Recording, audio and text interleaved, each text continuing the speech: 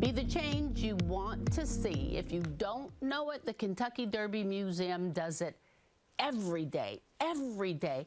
They house history of the changes of our world, and there are some changes in there I bet you don't know. I want to thank Jessica Whitehead for being here, Senior Curator of Collections at the Kentucky Derby Museum. Thank you for having me here, John. Women in racing. I'll tell you what, there's so much history out there about this that has been hidden for so long, and it's our privilege to get to sort of tell some of these stories there at the Derby Museum that people are going to walk in there and learn for the first time.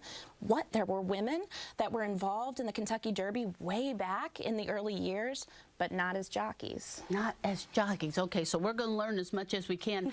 I did a story on female jockeys, right? I had to walk away from it. Like, I would be riding, I had to walk away. Come back, walk away, because I was getting angry. Like, they would spit on the women and push the women and not let the women ride, even here in Kentucky. I was like, why? Yeah, it's really remarkable. I mean, the thoroughbred racing industry has always been a very male-dominated industry, and women, even working as owners, as breeders of horses, not even as trainers and jockeys, had trouble breaking in to this sport, and especially to this race of the Kentucky Derby. And women were not permitted to start riding until somebody literally sued the Maryland Racing Commission for her license. That was Kathy Kuzner in 1967 and 1968, and she had to use a civil rights defense from the Civil Rights Act of 1964 to be able to do what she knew she could do and what she wanted to do. And somebody says, what do we need a Civil Rights Act for? Boom. That's it. There we go. That's just one of the reasons. So you talked about women having something to do with the Derby. Yeah. So the first woman who's actually the breeder of record of a Derby winning horse was a woman named Josephine Clay, and that was way back in the 1890s, believe it or not. She was a true trailblazer, and so there were these cycles of trailblazing women who were just pushing and pushing and pushing. The first woman owner of record was in 1904. Her name was Laska Durnell. The first woman trainer to have a horse in the Kentucky Derby, that wasn't until 1937.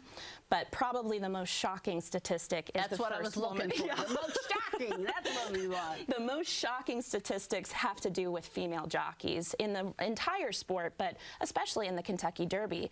The first woman to ride in the Kentucky Derby, not till 1970. Yeah, crazy, right? 1970. And that was Diane Crump, who was also the first woman to actually ride in a professional race. Yeah, just unbelievable. Name some of our fabulous female jockeys. Well, so Diane Crump is a big one. We also have Barbara Jo Rubin, who was the first woman to win a parimutuel race in the United States. We have Cheryl White, who was an incredible woman who not only fought sexism, but also fought racism as the first black woman to ride in a professional race. She's incredible. So Cheryl White, and then we have women that were riding later in the 1980s and the 1990s, like Julie Crone, who was the first woman to win a major Triple Crown race. She won the Belmont Stakes in 1993.